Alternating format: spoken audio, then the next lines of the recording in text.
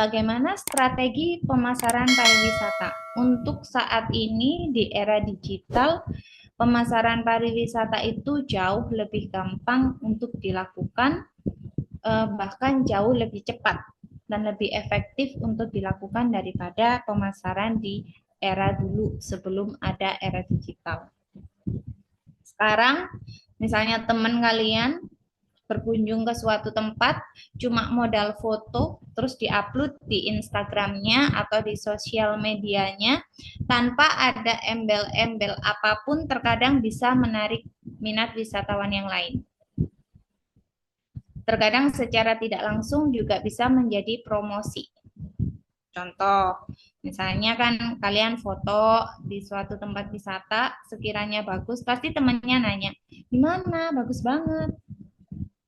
Nextnya dia berkunjung, nextnya dia berkunjung. Nah, di era digital seperti saat ini, pemasaran pariwisata itu seefektif itu, secepat itu.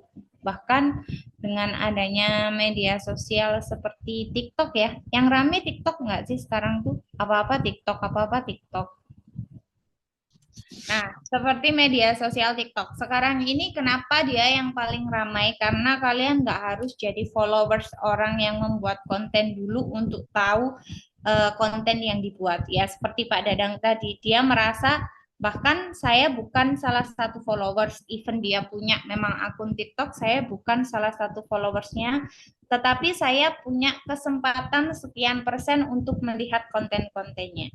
Nah, bagi para pelaku industri pariwisata, sekarang memanfaatkan media digital yang semacam itu cukup membuat efektif dalam proses pemasaran pariwisata. Mana nggak sih kalian itu ingat nggak dulu yang viral di TikTok, terus yang sekarang rame-rame itu loh, yang mana itu? Mojokerto itu loh, pernah dengar nggak? Yang di Pernah, TikTok Bu. buat konten tuh bagus banget, ternyata pas ke sana semuanya mau ke sana. Apa itu? Rustik Yang ya, itu Bu? kan ya, yang apa kayak rumput-rumput itu kan, Bu ya. Heeh, yang kayak rumput-rumput itu loh, yang Ya, kayak ya. hamparan rumput, wisata alam yang seperti itu. Nah, itu kan padahal orangnya cuman upload aja bahwa ada hidden gems yang menurut dia adalah hidden gem di daerah Mojokerto yang bisa dijadikan objek wisata, secara otomatis bisa menarik minat pengunjung atau minat wisatawan yang lain untuk berkunjung. Nah, itu kalau untuk pariwisata yang mungkin memang sebenarnya tidak memerlukan biaya operasional tersendiri untuk memasarkan bisnis pariwisatanya. Salah satu contoh bentuk pariwisata alam itu mungkin yang paling minim dalam pengeluaran biaya operasional promosi pariwisata. Tetapi untuk bisnis-bisnis seperti wahana-wahana itu kayak Jatim Park, terus kayak Eco Green Park, terus mana lagi tuh? Jatim Park kan udah ada yang baru di Banyuwangi itu kan? Udah pernah ada yang ke sana? Yang baru dibuka? Enggak ya? Belum, Bu. Belum, Bu. Satu aja belum. Belum ya? Kasihan ya. Kalian emang kerja terus nih agaknya nih. Jadi susah nyambung ini. Nggak pernah main itu ya? Di sana itu juga ada. Sekarang kan banyak sih yang tempak-tempak seperti itu untuk bisnis pariwisata. Nah, itu mungkin butuh promosi ekstra atau pemasaran ekstra di saat ini karena apa? Karena bisnis serupa yang seperti itu tuh sudah banyak gitu loh. Dan orang-orang itu jarang kayak kalian sekarang kalau sudah capek kerja berwisata maunya kan menikmati objek wisata ya. Yang natural, yang emang benar-benar di sana itu ya udah diem, refreshing, tinggal menikmati objek wisata aja. Tetapi seperti objek pariwisata tempat seperti itu eh, membutuhkan effort yang tinggi untuk promosi karena apa? Karena kalau ke sana kan jarang orang yang mau main, orang yang berwisata terus naik wahana-wahana yang memacu adrenalin itu kan jarang yang mau ya. Nah, itu membutuhkan strategi pemasaran pariwisata. Strategi pemasaran pariwisata yang efektif di era digital saat ini untuk bisnis-bisnis yang semacam itu tuh seperti apa aja? Nih, saya kasih Proses perencanaan strategi promosi pariwisata terdiri dari langkah yang saling terkait satu sama lain. Jadi ini berurutan ya. Strategi pemasaran pariwisata yang ini berurutan. Yang pertama, sebelum kita melakukan pemasaran atau melakukan promosi pariwisata, yang pertama terlebih dahulu adalah review strategi dan taktik pemasaran. Nah, mereview strategi dan taktik pemasaran di sini yang pertama adalah menentukan target market. Target market kalian siapa? Kalau industri pariwisata seperti Tempak tadi berarti target marketnya siapa? Keluarga. Warga, lebih tepatnya di Timpak, kayak Jatimpak, kayak semacam itu. Keluarga yang punya anak-anak, Bu. Anak-anak kecil. Berarti kan target marketnya anak-anak. Ya, Terus sama remaja. remaja tuh. Kalau orang yang sudah tua-tua sudah enggak kayaknya ya. Ke sana juga jalan-jalannya itu karena itu terlalu luas, jalan-jalannya juga gempor, nanti naik satu wahana sedikit juga takut jantungnya kambuh, gitu kan. Jadi di-review dulu target marketnya siapa, target marketnya anak-anak dan target marketnya remaja. Setelah kita tahu target marketnya, maka tentukan positioning statement yang ingin ditanamkan di benak target market. Kalian waktu belajar manajemen pemasaran sudah tahu positioning, segmentation, targeting, and positioning? Tahu? Positioning. Ingat, kan kalau segmentasi membagi pasar berdasarkan segmen-segmen tertentu. Nah, dari segmen-segmen itu ditentukan target marketnya siapa. Setelah menentukan target market, baru kita positioning produk. Ingat positioning? Semester 7 nggak ingat positioning? Ingat, Bu. Apa? Kalau yang dibahas dulu itu right man in the right place. Right man on the right place. Kalau right man on the right place itu kan sehubungan dengan analisis jabatan. Beda lagi. Position. Yang dibahas saat itu memang saat kayak top manajemen gitu. Itu positioningnya, bukan di barang. Oke, itu kan positioning jabatan. Di pemasaran positioning, nggak ingat sedikit pun. Padahal positioning ini bisa kalian jadikan bahan untuk skripsi loh.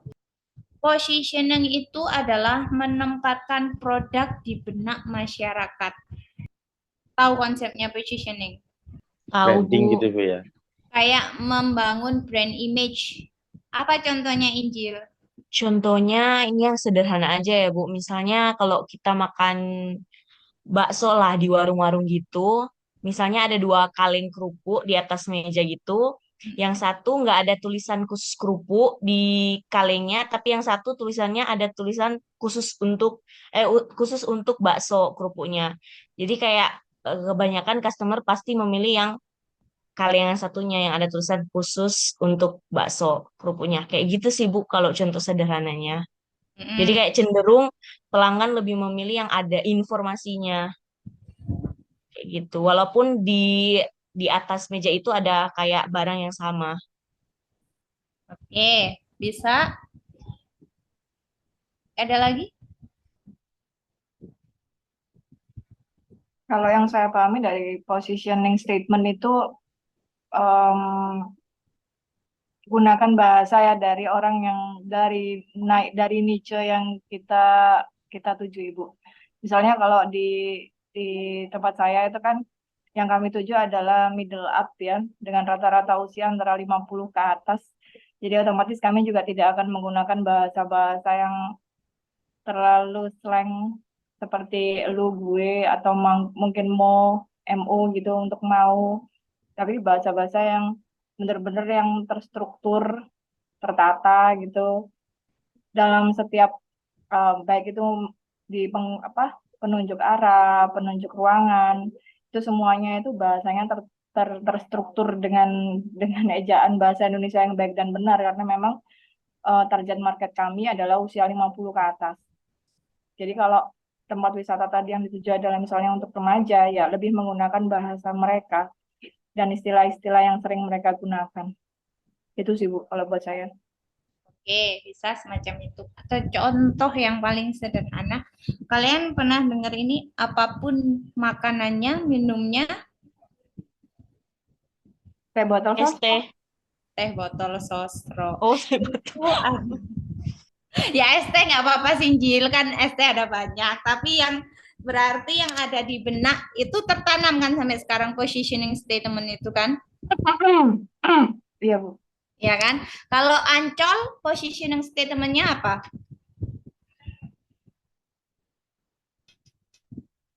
Pantai. Impian Jaya Ancol. Pernah dengar itu? Pernah dengar, Bu, pernah. Nah, itu namanya positioning statement. Jadi, menempatkan produk kalian di benak masyarakat hanya dengan kata-kata.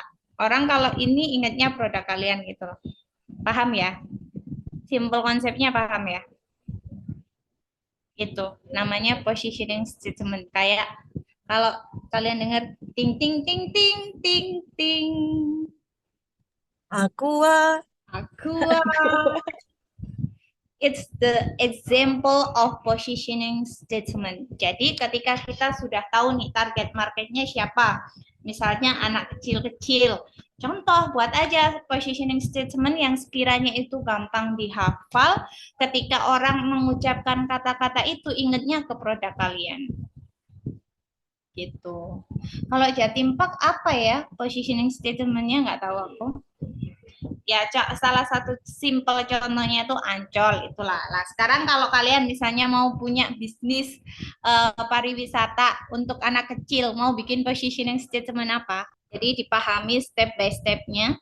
Yang pertama, setelah tahu target marketnya, positioning statement-nya dibuat semenarik mungkin, sesimpel mungkin yang menggambarkan objek wisata kalian dan sesuai dengan target marketnya. Nah, yang ketiga dalam proses review ini mengkampanyekan pesan-pesan untuk menguatkan citra, kepercayaan, dan reputasi destinasi. Contoh, misalnya mengkampanyekan pesan-pesan untuk misalnya selalu buang sampah pada tempatnya, yang menggambarkan citra dari bisnis pariwisata kalian. Itu karena dengan semakin banyak pesan-pesan positif yang disampaikan melalui proses pemasaran, biasanya akan semakin membentuk citra baik terhadap objek wisata atau atraksi wisata atau industri pariwisata yang dipasarkan. Tuh, misalnya objek wisata alam mau mengkampanyekan untuk tetap menjaga kebersihan, menjaga lingkungan alam. Nah, itu dikampanyekan. Jadi proses yang pertama direview dulu strategi dan taktiknya apa dengan membaca target marketnya, menentukan positioning statement-nya. Dan yang kedua, langkah yang kedua yaitu menganalisis situasi promosi pariwisata. Jadi analisis situasi promosi pada destinasi pariwisata dilakukan untuk mengetahui faktor-faktor apa saja yang dapat mempengaruhi perkembangan strategi dan taktik promosi pariwisata yang sedang dan akan dilakukan. Jadi, setelah direview, ditentukan target marketnya siapa, positioning statement-nya sudah tahu, dan lain sebagainya, dianalisis dulu situasi promosinya. Faktor-faktor pendukungnya memungkinkan nggak? Modalnya ada nggak? Sumber dayanya bisa nggak? Terus nanti untuk faktor eksternalnya itu diperkirakan respon dari audiens yang menerima pesan pemasaran ini seperti apa.